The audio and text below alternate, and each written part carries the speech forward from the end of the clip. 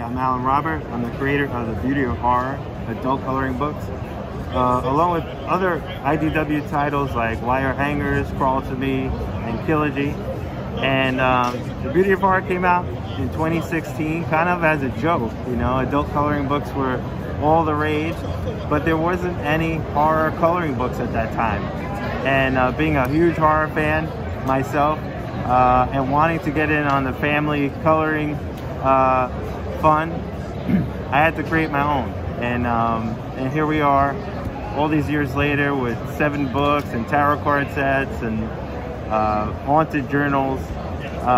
The brand has just kind of exploded over time, and it's so much fun to draw. The main character is an undead girl named Guliana, who I just drew on the side over here if you want to get that later. And she gets into all kinds of trouble. And thankfully, I've had the opportunity to really expand on her world over the years. Whereas the first adult coloring book, I just focused on creating the ultimate horror coloring book for horror fans. And thankfully, with the success of that, I really got to expand on Guliana's world and introduce a slew of other characters. And there's been a different theme for each of the volumes. So one of the themes was Guliana bringing dead celebrities back from the grave, and another one was her and her undead pals reenacting favorite horror scenes from classic horror movies. So it's been a lot of fun exploring different angles and avenues of the horror genre, and also putting a lot of fun into it. How do you approach creating that narrative sense in something that is so sort of like isolated tableau based? Well, you know, there is a poem that connects all the drawings in the beginning of each book, and it kind of sets out the framework for the narrative of the drawings, and they're all connected through visuals rather than actual dialogue. And have you been able to tell us about some of the supporting characters that you've been able to introduce through this series?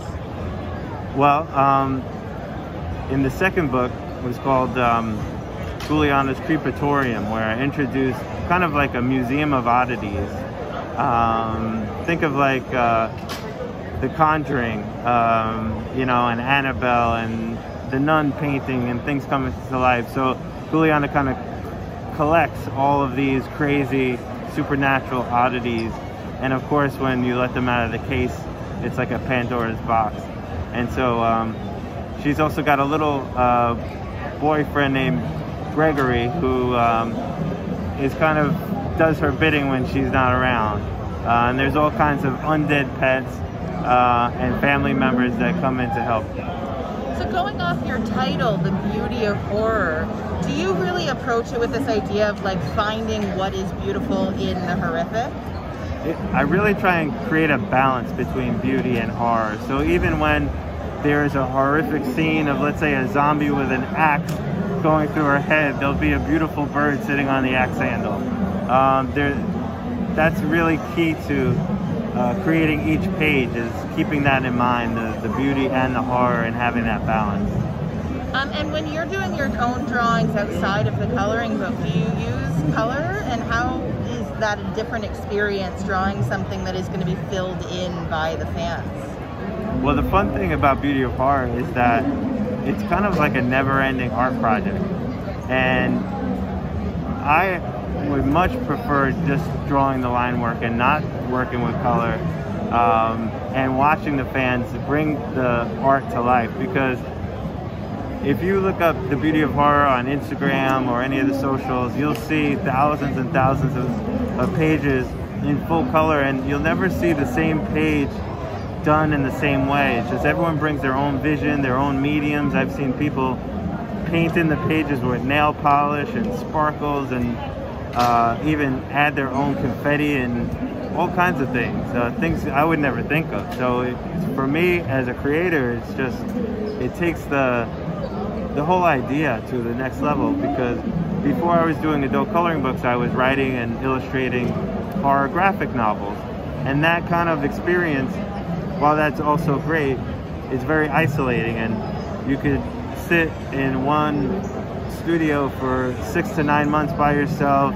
creating all the art. The book goes out in the world, and you might meet some fans at Comic-Con and say hello, but the adult coloring book thing is so interactive because I'm constantly reaching out to colorists. Nice job, that's amazing, how did you do that? And it's just more give and take experience. And it's even books that I've done a few years back now, people are first discovering now. So I'm seeing pages I've done from 2016 come to life today. And so it brings a whole different level of interaction, which is really gratifying as a creator. And you have another area of your life. You're also a professional musician. How has the pandemic in the last few years affected that part of your life? There's been a lot more books. You know, it really sidelined a lot of bands. It killed the music industry, obviously. The band is starting to get back out there. We've done a few tours now, and as soon as I get back home from this, we head to Europe for the second leg of our European tour. So more things will be booked for next year for Life of Agony. Next year marks the 30th anniversary of our debut album, River Run Dread, and we'll be doing a lot of touring and putting out new products to celebrate that. Do you find that there's much crossover between those two fandoms? There is. There's a lot of horror fans who are metalheads, and vice versa. And there is a lot of crossover, and there's a lot of people that pick up the coloring books that had no idea that I'm in a band, and that's kind of like not even on their radar.